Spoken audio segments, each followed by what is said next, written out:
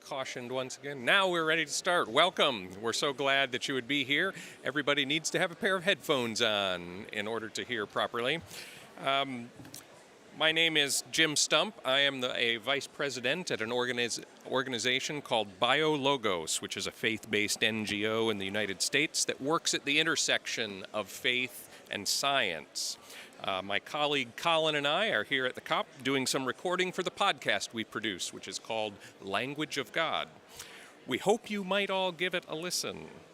I use that word hope in a very specific sense, and it's probably not the way we're going to use the word hope in this session. A bit of what we're going to try to do is to unpack the many varied senses that hope might have and how we might apply that, particularly to the climate crisis and how we all think about it and feel. By way of introduction to the topic, let me say one of my favorite characters in all of literature is Puddleglum, a marshwiggle from the Chronicles of Narnia that C.S. Lewis wrote. A marshwiggle is a solitary creature that lives out in a very gloomy environment and always believes the glass is half empty. If it's a nice day right now and we want to go out for a walk, Puddleglum thinks it's surely going to rain. The food is never going to be to our liking. All of our plans are going to fall apart. But when the children that Puddleglum is guiding get trapped in an underground kingdom by an evil witch and made to believe that the overland of Narnia is just a figment of their imaginations, it's Puddleglum who musters the courage and defies the witch by saying, "I'm going to live like a Narnian, even if there isn't a Narnia." I've always thought that's a good illustration of hope. It's not just wishful thinking, but a commitment to live in a particular way. I'm a philosopher by training, and sometimes we might be rightly accused of trying to make problems go away simply by redefining the terms. But I've wondered whether understanding hope as a commitment that can be cultivated, even when I'm not feeling very optimistic about the way things are going, is the proper understanding of hope. This is what led to our submission for this session, Hope, Not Optimism. I'm very pleased to be joined by 4 others from around the world and from different faith traditions to explore this topic with you today. We're going to hear from each of them and hear about hope and their religious tradition. Then in the middle section, we're going to have you talk with each other about a couple of questions that will come up. And then we'll close by hearing from the panelists again. I have the unenviable job of being the timekeeper for all of this, and we're already fairly behind schedule, so I'll do my best to keep things going. But I have the very exciting job of getting to engage a bit with each of our panelists. Because we are more than our ideas or our beliefs, I asked for each of them to start with just a little bit of autobiography to get to know them as persons. So we're going to start down on the far end. Jonathan, could you give us just a minute or two of who you are and what your work is? Hello, good morning. I'm Jonathan Nerel. I live in Jerusalem, and I direct the Interfaith Center for Sustainable Development. We are revealing the connection between religion and ecology and mobilizing people to act. And we are proud to be collaborating on the Faith Pavilion, along with many other organizations.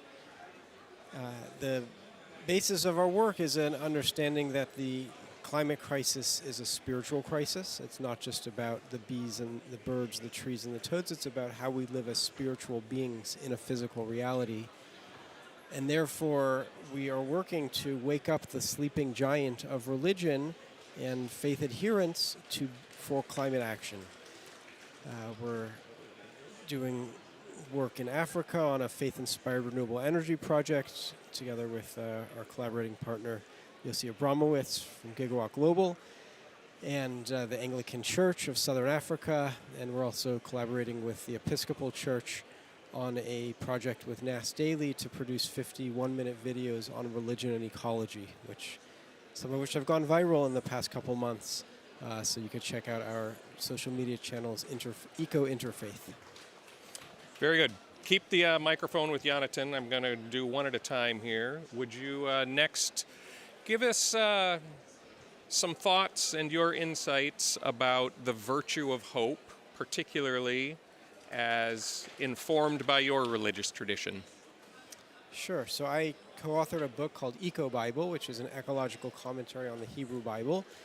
And we begin the introduction with a quote from Rabbi Jonathan Sacks, of blessed memory, former chief rabbi of the UK, who said, "Hope is a human virtue, but one with religious underpinnings. At its ultimate, it is the belief that God is mindful of our aspirations, with us in our fumbling efforts, that God has given us the means to save us from ourselves, that we are not wrong to dream, wish, and work for a better world. Hope is the knowledge that we can choose, that we can learn from our mistakes and act differently next time." And so what I understand from Rabbi Sacks is that hope involves responsibility.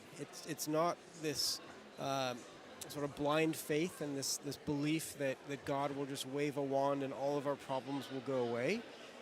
Obviously, God is with us in this, but it requires that we also take responsibility and act and do what's in our power to make a difference. Very good. Thank you. Next is Sister Jayanti. Tell us about yourself and your work, if you would.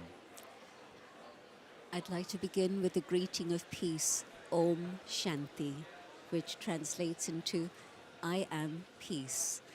And I was born in India, but at a very early age went with my parents to London, where I've lived since. And I now live between India and London. My interest in spirituality started at an early age, and at the age of 19, I decided to dedicate my life to the path of spirituality and service.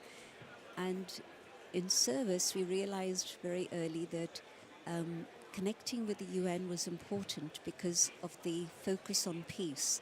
And as I said at the beginning, Om Shanti is a greeting of peace. And so I've been a representative of the Brahma Kumaris, the organization that I belong to, since 1982, so involved in many, many different areas, but in particular with climate change since 2009.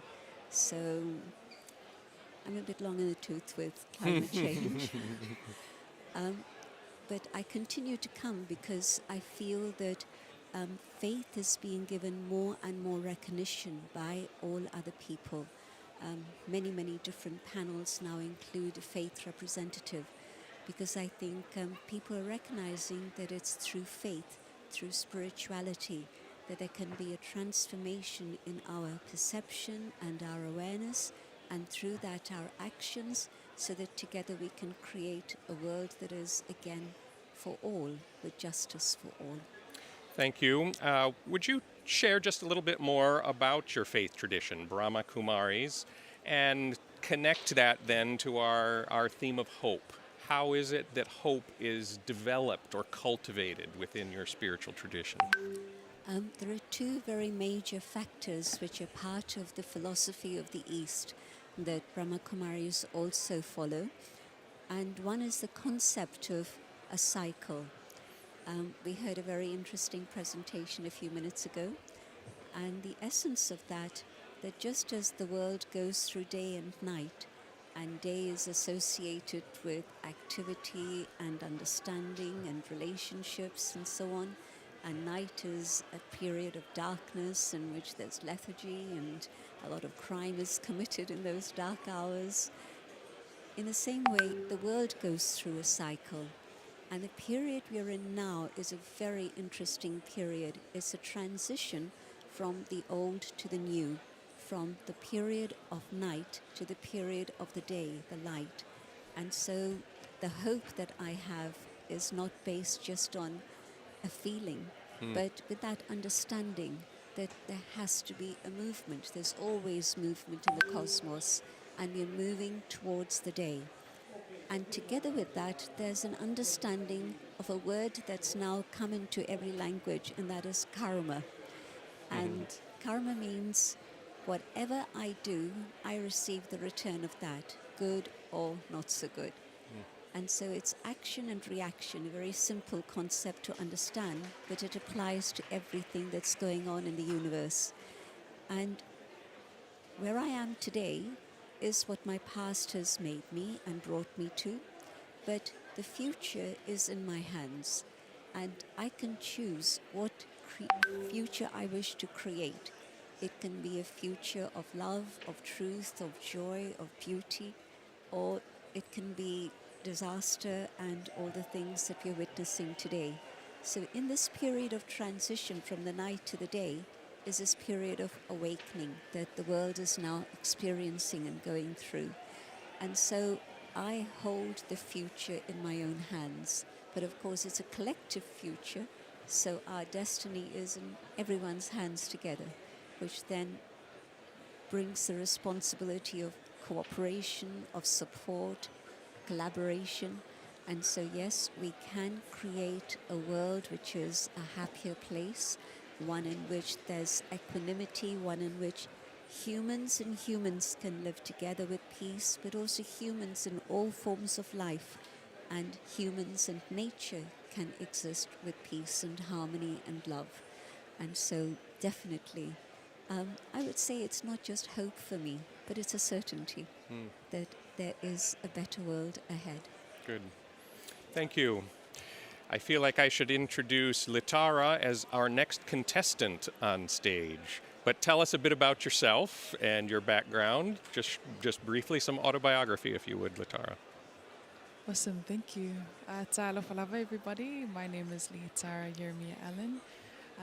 Thank you to all for sharing the space with me. I'm very honored and feel like a little bit of a junior in the space. I'm relatively new to climate action, but I think for many Pacific people, we're not formally engaged in climate action, but we have been informally for our whole lives because we've been facing the impacts of climate change for many decades. I always start off with my names. My name is Litara Lomalelani Yermia Allen, and I always start with my names because I'm named after many different women that have gone before me. And I often say that they were very strong, bossy women, so I inherited that gene as well. But I think naming traditions have a special part to play in Pacific traditions, and the hope that we impart on our children. We hope for them to live in a certain way, and so if we're particularly inspired by an event or a person or a place, we impart a name to them in hopes that they would walk in hope. So I believe I have truly walked in this, and I thank my family and these bossy women for their prayers that have guided me along my path, because I definitely did not think I would be a beauty queen.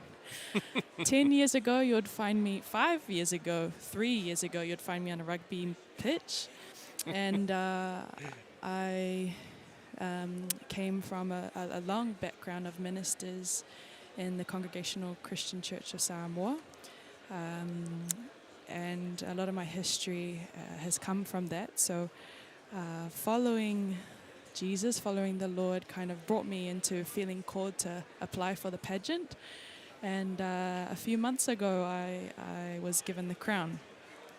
The reason why I wanted to come here and represent our platform with the pageant is because a lot of the time we think of beauty pageants as beauty without brains, which is sad to think that people think that way of our young women. But the Miss Samoa platform sets out to, I guess, re-indigenize or reframe the thought of what makes, in our language, what makes a true Tamaitai Samoa, which is a young woman of Samoa.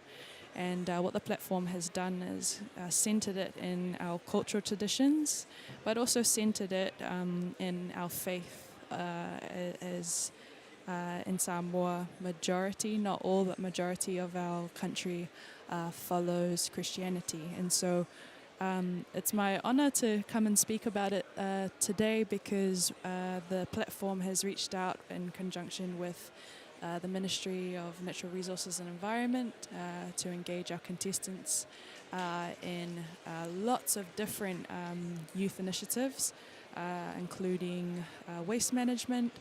We can speak a little bit more about our visits to the waste management plant. We are involved in Samoa Cares, which I can speak about as well a little bit more, as well as tree planting initiatives. And I'm really honored today to be here with my brother Hepirona, who has done a lot of work in coral gardening. So yes, the platform is for speaking for engaged and innovative young Samoan women, but it's also a platform to show what our youth are already doing in this space. Well, let me ask you just to follow up, perhaps telling us some of those stories, but if you could, to connect them particularly to this virtue of hope and drawing on your religious tradition of Christianity and how that has affected perhaps even the work that you've done with this platform. Yeah, absolutely. I can think of many, but I think it's been, in the Pacific, we draw a lot of value on collaboration. We're collective peoples. We often don't think of ourselves as an individual, but we work within our families, within our village council, and making sure that climate action is engaged locally with our village and with knowledge holders is very important to make sure it's sustained, but also to speak with elders that have already been facing the impacts of climate change for many decades. Some examples of this is Hepirona's initiative. He's been working with the Aumanga in Lefanga, Alepata, where I'm also from as well, working on coral gardening, working on teaching our youth on how to take coral that have been in contaminated areas and then pretty much transplant them and grow them. We also have two other sisters who are involved in the pageant that are involved with Pacific Climate Warriors, who kind of use the platform to, I guess, bring activism into the space. Our previous Miss Samoa was involved in that, and also another contestant was involved with that. And within that space, using social media as a way to educate our youth. And lastly, partnering with SPRIP, we have just announced that we are starting a climate action youth academy, which will be working with the Green Climate Fund in helping our youth-led initiatives get the funding that they need across the Pacific, and hopefully that helps with collaboration across the different islands as well. Very good. Thank you. And finally, we come to Ben. Ben, introduce yourself a bit and about your work in just a couple of minutes. Yeah, thank you. So, I'm Ben Richards. I'm from the UK, these days living near Glasgow. I work with Youth with a Mission, which is a large international network of Christians doing relief work, training, particularly focusing on young people, and a certain amount of what you might call mission. And my background, I studied a PhD in paleoclimate about 25 years ago. So these days, most of my work within Youth with a Mission is helping Christians mainly, or people of faith, understand the situation we are in with climate and helping them to integrate that with their understanding of faith. It's not immediately obvious to many people, and it is now obvious to me. And so trying to bridge that gap for people to see that faith, your faith motivation, can definitely integrate with looking after the earth and all the people and everything else in it, because that is something which the God of the Bible would be interested in. And then give us some of your insights about this virtue of hope as it relates particularly to your Christian tradition. It is quite interesting that I took a day off 2 weeks ago to think about this in preparation. And so I went to the mountains of northern Scotland, hoping that the weather would be good. I literally had that in my head. I hope for the best. The forecast said it might rain or it might be not too bad. I was soaked to the bone, as the French would say, after about 2 hours. So it isn't that kind of wishful thinking like you were saying. In our tradition, at the burial ceremony, people talk about, the priest will talk about the sure and certain hope of the resurrection. And that's the certain hope, where it isn't just an airy-fairy might be, but there's something very tangible about it. And the other aspect of the biblical hope, as I understand it is a relational hope. So it is an expectation on a person and a character and a track record and a promises of a personhood of the divine. And that is different to subscribing to a set of rules or theologies. It is a personal relationship, expecting that because there is a hopefulness in the divine, in fact he's referred to as the God of hope in the book of Romans, chapter 15, the God of hope. Somehow this God has hope in himself, to expect a different future, a hopeful future.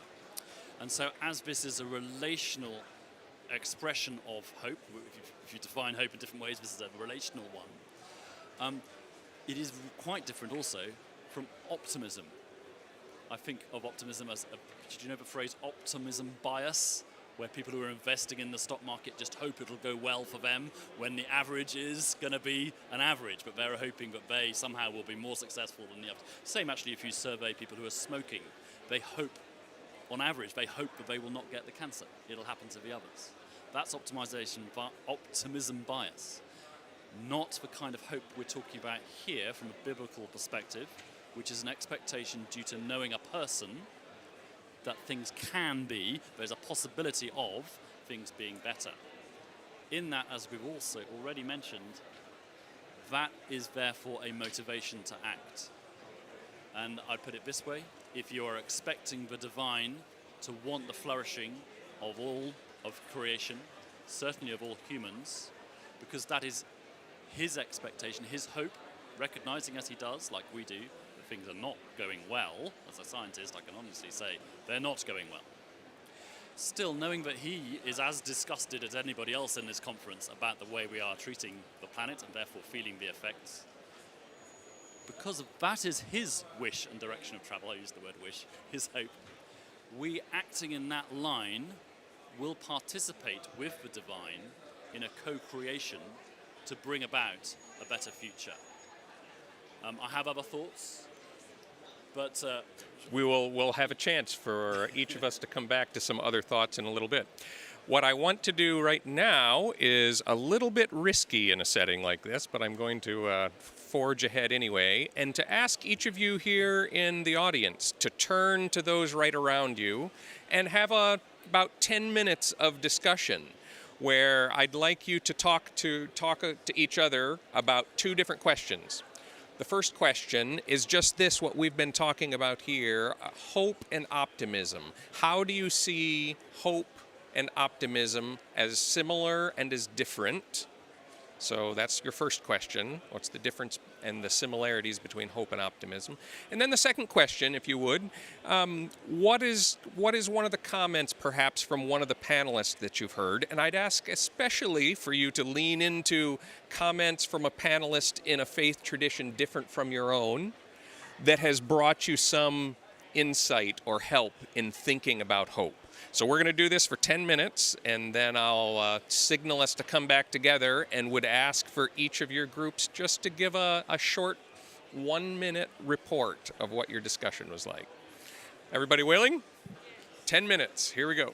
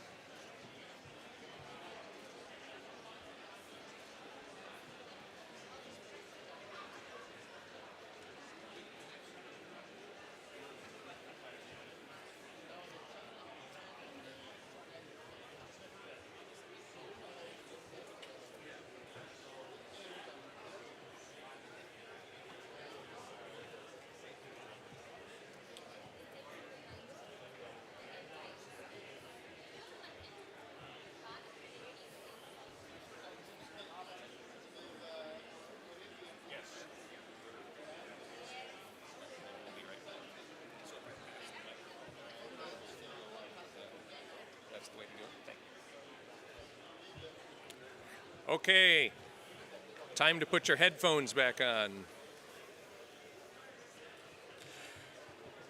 And let me ask if each group would give us just 60 seconds or so of an account of what you talked about. Who would?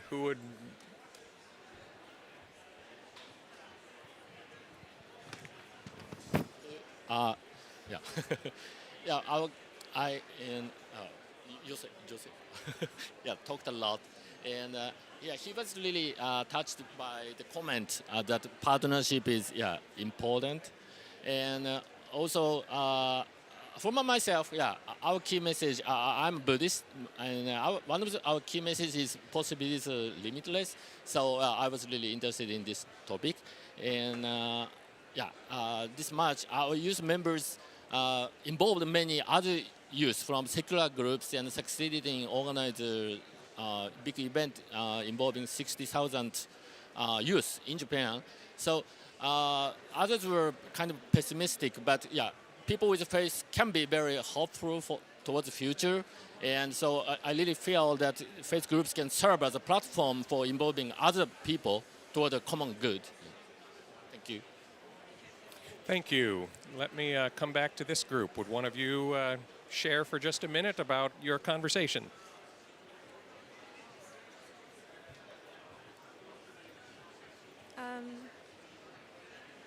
Can you hear me? Okay. We spoke about how the context of... Yeah, so we were talking about how the context of hope and optimism really depends on where you're from geographically, and given that there's so many inequalities, that makes a big difference in how we really feel that in our lives. One thing that came out which was really interesting was that optimism can be easier to lose than hope, because hope comes from a faith in God or the divine, which will stay with you even when things become difficult.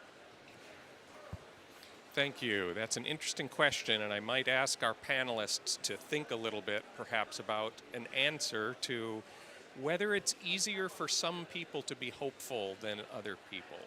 Are there some of those sorts of contingent differences among us demographically, geographically, that are more conducive to hope, or might we all become equally hopeful? I'd like to hear from some of you. How about you two up here?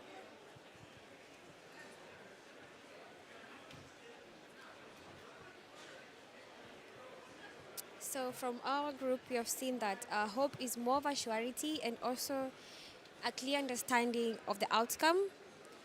In regards to optimism, we have it's more of an emotional feeling, like everything is gonna be right.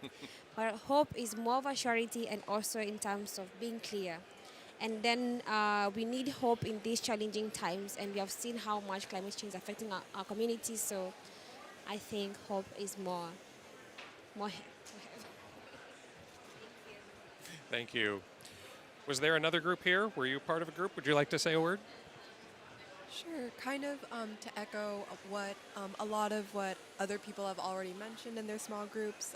Our group talked about how hope is in many ways kind of, we felt more grounded than optimism because it is oftentimes related to, it can be a little bit of a more informed perspective, whether that be through one's faith tradition or through science and some other sort of backing, whereas optimism often is just kind of that sort of, it's referred to as like blind optimism, you know, like there's not as much behind it. Thank you. And I think we had one more group back here. Samuel, or would you be willing to say a word? Or were you part of a group too?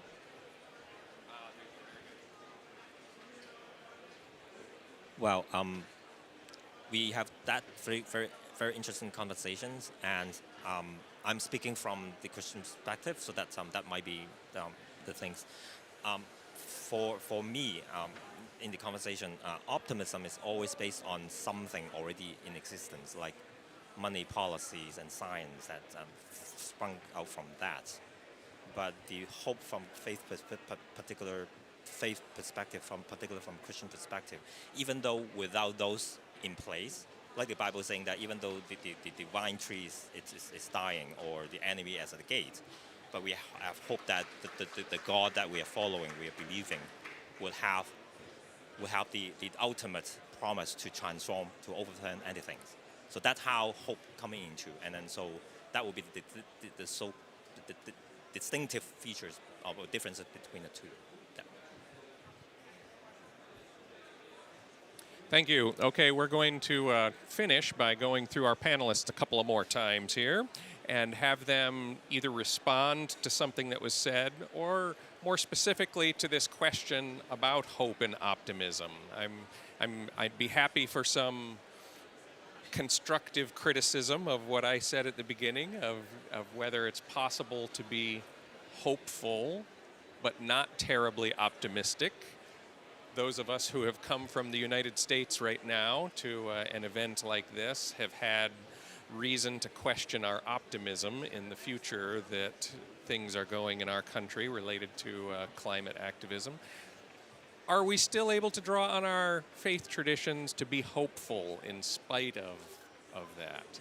And then secondly, I'd like to go through our panel again and have you respond to whether there are specific practices within your tradition that aim to cultivate hope, things that we might be doing to bring about a greater sense of hope. But let's start on this first one, either of responding to something that was said or more specifically addressing the question about whether you can be hopeful even if you're not terribly optimistic.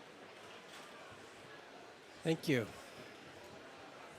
Abraham Lincoln said, "The good thing about the future is that it comes one day at a time." And Joan Baez said, "The antidote to despair is action." Because despair might be on the opposite end of hope. And a lot of young people especially are experiencing that today. I like what you said, Ben, about co-creation for a better future. You know, in the Jewish tradition, in the Hebrew Bible, the first section of the story of the creation of the world ends with God deciding to destroy creation except for that which was on the ark. And then that's followed by the story of Sodom and Gomorrah, where Abraham argues with God and says, well, maybe there's 10 righteous people in the city. But at the end of the day, there were not. So God destroys the city. And then that's followed by the Exodus from Egypt, of where Moses comes to Pharaoh and says, let my people go. And Pharaoh continues to double down on slavery, and Egypt is destroyed. And then we have the story of Jonah, who goes to Nineveh. And Jonah shows up at the city of Nineveh and says, repent, or the city will be destroyed. And according to the Jewish tradition, the king of Nineveh was actually Pharaoh, who survived the splitting of the sea. And because he saw what happens if you disobey God's will, then he realized that he needed to change. So there is this idea that we can change, but it does require human agency. So I believe the hope is that we have the spiritual ability to solve the climate crisis. I actually have that hope, that within humanity exists the spiritual ability to live sustainably. We have that ability. And when we're living our best selves, we can live sustainably. The challenge is, how do we get from where we are now as a collective to where we need to be? That's the challenge facing humanity. And it's not just about deploying renewable energy, as important as that might be. It actually requires deep spiritual work. The word optimism comes from the Latin word optimus, the best, or optimum, the best thing. It comes in English with the French. So how do we show up in our work with positivity and hope? Because if we show up with negativity and despair and anger, then it tends not to resonate with people and doesn't help to change and to move the needle for a climate crisis. So on the one hand, I think it's a delicate balancing act of, on the one hand, we're all acutely aware of what is transpiring on planet Earth and what may transpire in the coming months and years, including 5 typhoons that hit the Philippines in the past few weeks and another one on the way. And so in Hebrew, the word hope is tikva, which comes from the root kav. And so the Jewish prayers in the morning end with kaveh el Hashem, hope to God, because the word kav means line, which implies a goal. And the great Jewish mystic Rabbi Abraham Kook understood that there's a spiritual evolution going on. And that might be difficult for us to understand now, but it's sort of like a spiral going up. And the key work of the faith communities is to help to accelerate that spiritual evolution so that the next generation inherits a thriving, spiritually aware, and sustainable planet. Thank you. Sister Gianti, what words of wisdom and insight have you for us?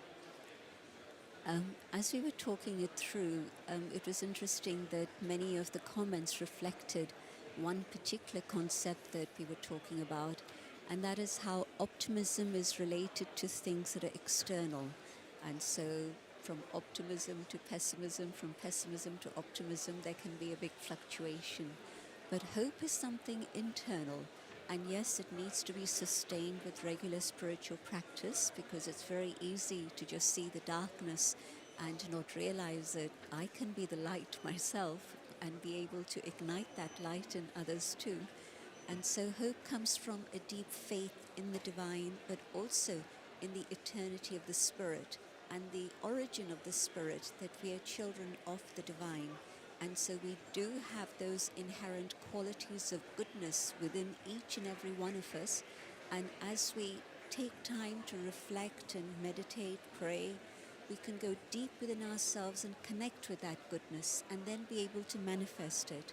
So hope is very definitely an inner experience that needs to be sustained, but also it can be enhanced with every experience that we have of how goodness and kindness work. Then we're sustaining that and creating a more powerful sense of hope that brings with itself a lot of courage also. So you don't give way to despair at a time of darkness, which is what the world seems to be going through at the moment. But hope also is then the awareness that I have to contribute in some way to creating that future world. So it's not a static experience or a passive one, but it motivates one to be able to co-create. I love that expression of co-creation, but also the co-creation here with other humans.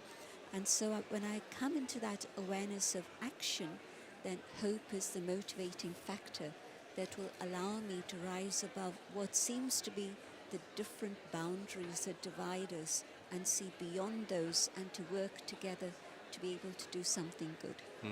Thank you. Litara. I just wanted to offer a few thoughts in reply to when we're talking about geography and contextualized hope. I guess that's how I interpreted what the young lady spoke about. And I just wanted to start off with a personal experience of mine that kind of framed how I walk in this. And I remember going for a walk one day when I was visiting my auntie in New Zealand, and I started walking around the estuary and into the marshlands just outside of Wellington, if anyone's familiar with New Zealand. And I remember just sitting there and just having quiet contemplation, and I had started to read a book about people's spiritual relationships with the land, and also having a look at this personally for me in terms of Indigenous people's perspectives on this. And I remember just sitting there and just feeling and hearing a deep cry. And this grief kind of just fell upon me. And I remember sitting there not necessarily thinking it was a bad thing, but just feeling the need to sit in it and feel it. And as I was in quiet prayer and contemplation, I just felt the land really crying out in pain. And I was really moved by that, and I really couldn't shake it for a few days afterwards. And I began to do some research about that particular, what they call iwi, that went through something around that time. And land was stolen 200 years prior and sold for, I think the equivalent would be to today, something like $20.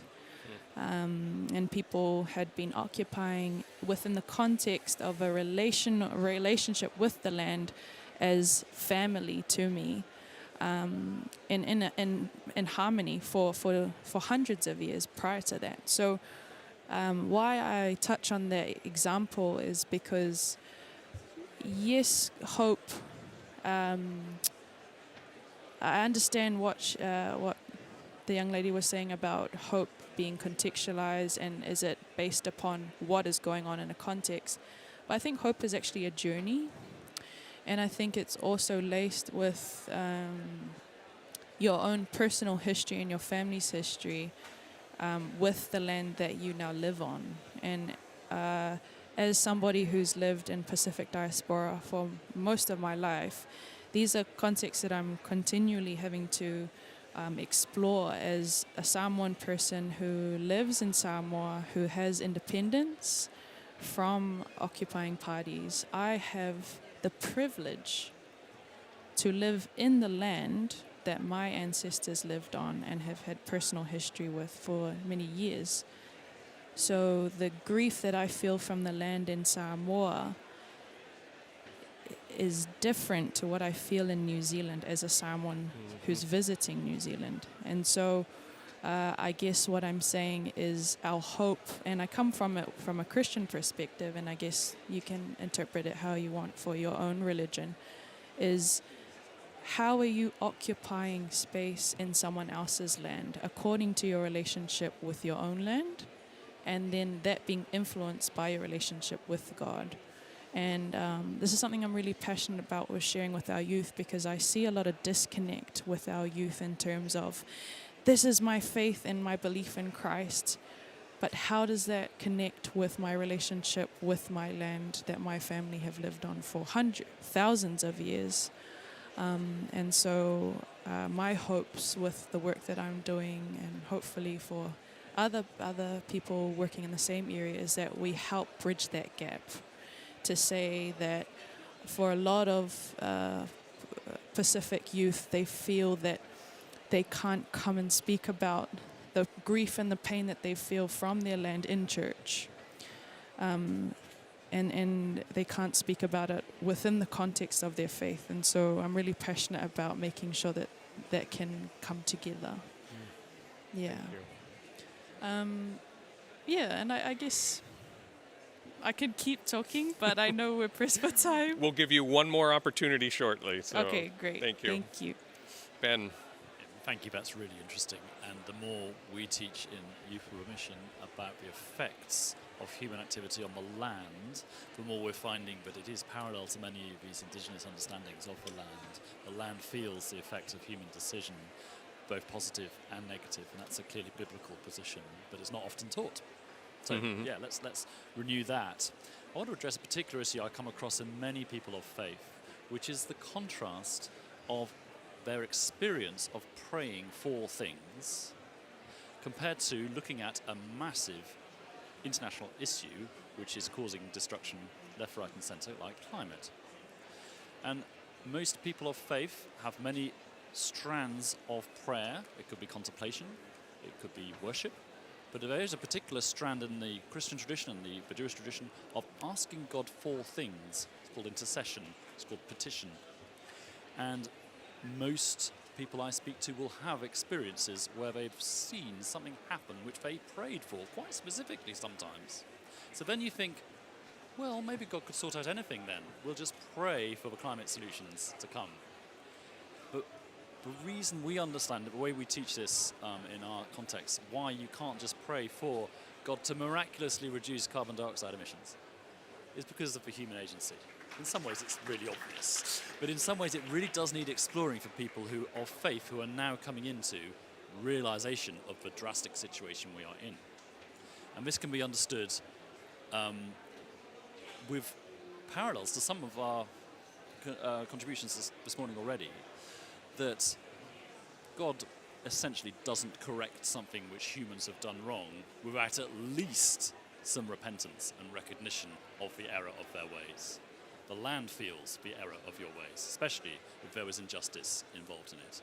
And certainly the climate is a result of a bad relationship with the rest of creation, and we would understand that to be related to a terribly bad relationship to the Creator, which then has produced a bad relationship with the creation. Now the hope, fundamental hope within a Christian understanding is that God would like to restore all things. And that's what the cross would have been about. Not just restoring humans, but restoring all things. It's clear throughout the Old Testament and the New Testament. This is the thinking. And so that informs this area of hope from a biblical perspective. You are hoping, not the vague hope, the specific hope, but God himself will be working towards a restoration of all things. Therefore, you can co-create in that direction, not just with your own power, which is coming back round to the idea of petition prayers, of asking prayers, that there will be some aspects of the divine helping what is beyond our actual human capabilities. We should do all in our power, but if there is a repentance and a recognition of terrible wrongdoing, we can expect extra help from the divine, from the Spirit. And this is something which many Christians, in my experience, need a lot of help to move from. The process of we can pray for a job, and wow, we get a wonderful job. We can pray for a solution to where to send your children to school, and wow, something out of the ordinary happens. That is our experience. But when you're faced with something as enormous as this, where there's obvious problems in the negotiations associated with human selfishness and evil, and we know the consequences for people down the line are going to be horrific. They are. There is a bridge between those two thoughts, but we need to think it through a bit, and it definitely involves acknowledging the wrongdoing, the bad relationship we have had with the rest of creation. Thank you.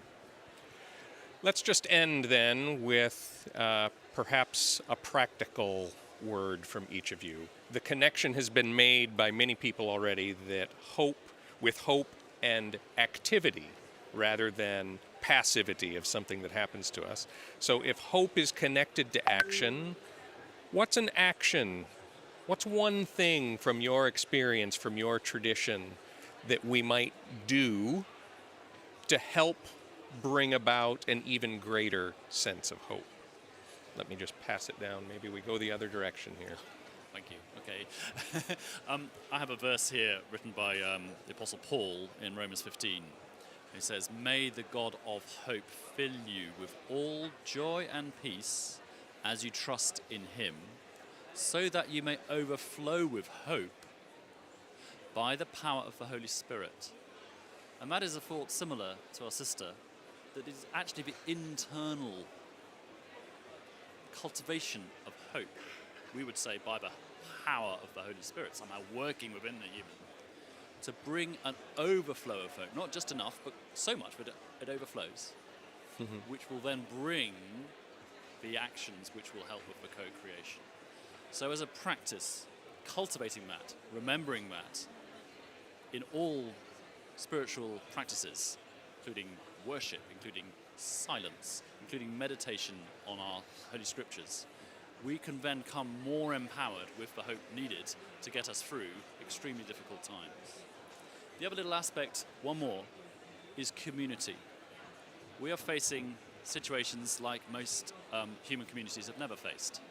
It's more akin to a war, or the time 10,000 years ago when the sea level was rising and the Aboriginal peoples of Australia had to move inland every year. Ongoing series of unprecedented situations. We will get through this much better if we are able to work together, if our faith communities expanded to those around us, which maybe not of our faith, but we can help all of each other, working together with elements of trust, which will enable us to get through disasters, whether they're right in our doorstep or down the road, and help each other get through. We'll also be able to help each other prepare for things, be it coping with flooding that will come by adapting our homes or whatever it will be, agricultural steps. And so one of the great encouragements about being here in a COP is we can learn from each other about steps which are helping in other parts of the world, in other communities.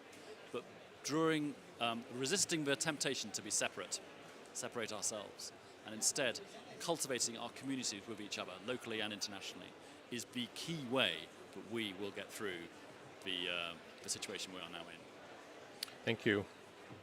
Vitara, what action would you recommend to cultivate hope? Well, first of all, I just want to say thank you for sharing the space. I really loved and enjoyed today. Thank you for hosting us, and thank you everyone for being with us today. My practical solution or piece of advice, and it's influenced by the scripture, Matthew 18:3. And he said, that is Jesus, "Truly I tell you, unless you change and become like little children, you'll never enter the kingdom of heaven." And the way that I interpret this piece of scripture is that in becoming like a child, my mindset naturally turns to hope. And so I want to encourage us and maybe challenge us that in your climate action efforts, are you including youth in your decision making, in your planning, in your dreaming? Because having youth with you helps you to come on the journey of therefore everything is hopeful. And you only need to be around kids 5 seconds to feel not only optimistic, but hopeful about the future. And so my challenge to you is, where are your young people? Are they at the table with you, or are they have they been forgotten? And so in the inclusion of them, I guarantee you'll be happier as well. So thank you. That's my advice. Sister Jayanti, how might we cultivate hope? Well, firstly, again, a word of gratitude for the invitation to be here and for the learnings from this group of people and this group of people also. And I want to take up a spiritual concept, but also link it to a very practical step. Most faith traditions would say, do no evil, speak no evil, harm no one. That concept of not harming comes in very strongly within a faith. And I think that if I take up the subject of diet, plant-based diet is a very practical step to take, if not a total conversion, maybe once a week, maybe a few times a week, something like that. But I think that if we were to think about a future sustainable lifestyle, then definitely it can only be plant-based. But connected with that very much is that concept of when I'm harming another, what is it doing to me? The impact of that is huge. It has a very negative influence on my own quality of consciousness and my own ability to maintain hope. So I'm offering this with hope that people will consider this quite seriously and take it as a very important step towards bringing about a positive future. Thank you. And Rabbi Yonatan, how might we cultivate hope?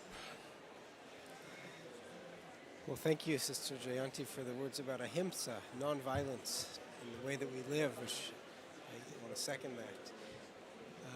I would say that for those who go to a house of worship, whether it's a mosque or a temple or a church or a synagogue, you can encourage the clergy to speak and educate about ecology based on your religious tradition. Most clergy in the world don't currently do that, and so there's a lot of room to grow in this area. And I think one thing that could move the needle is if the congregants who are members of that house of worship personally approach their clergy member and say, This is an issue that I am personally concerned about, and I believe that our religious tradition speaks to this.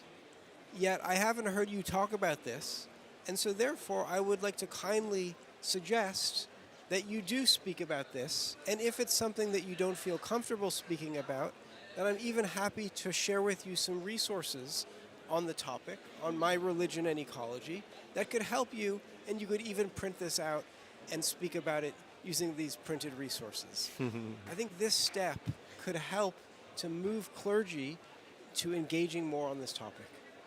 Oh, very good.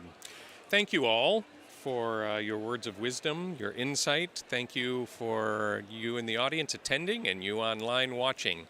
I suppose it's a bit cliche to say I hope that it has been a useful and informative session. Thank you all.